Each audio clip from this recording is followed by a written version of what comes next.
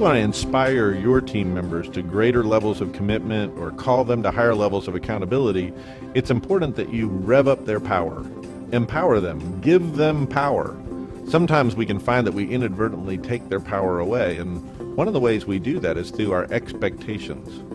Expectations are surprisingly powerful things because they can actually set in process a self-fulfilling prophecy. That means this is a phenomenon where our own expectations or beliefs create the very reality that we were anticipating, sometimes without us even realizing it. In that case, it's not so much that seeing is believing, as much as believing turns into seeing.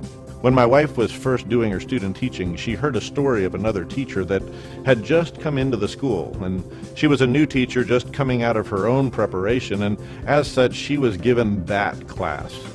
Now, you may know what I mean by that class. That class is the class that nobody wanted.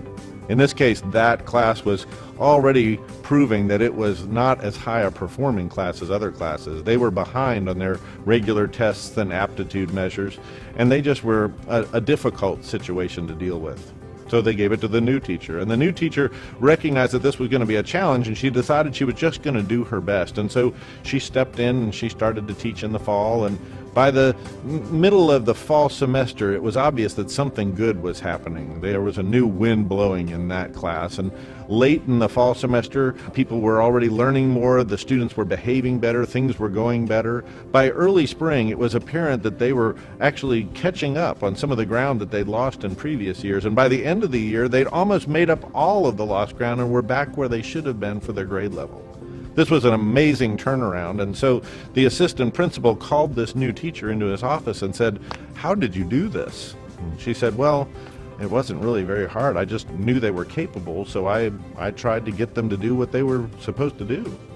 And he said, "Well, how were you so confident that they were capable of this?" And she said, "Well, I just checked their IQ scores and realized that they could do the work."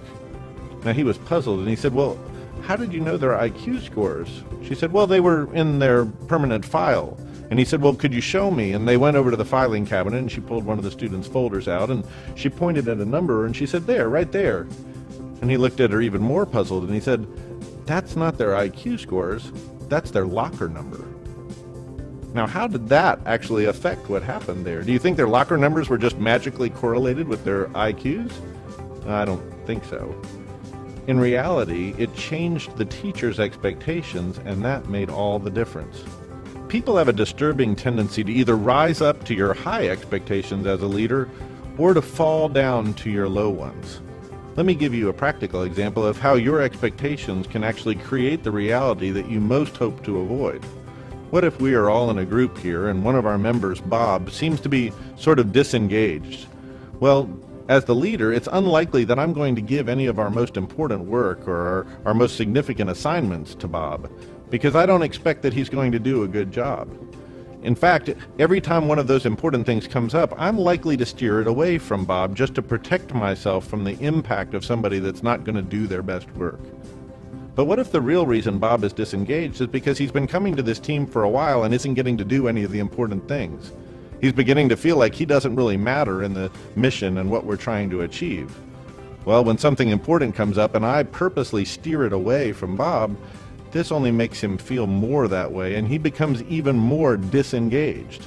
That's a problem in itself, but even more problematic is the fact that when I see that as a leader, it only confirms my original hypothesis that Bob was a slacker. And I work even harder to make sure that no important things wind up on Bob's plate. Do you see the vicious cycle that happens here? And in reality, Bob becomes more and more of a slacker, less and less engaged, and I feel like I'm a victim of those circumstances when in reality, as the leader, I'm the perpetrator. So if you want your people to be powerful and step up to greater levels of accountability and higher levels of commitment, it's important that you maintain the highest expectation for everyone in your team. Call them to rise up to that and give them the opportunity to meet that high expectation so that they can be a better performer.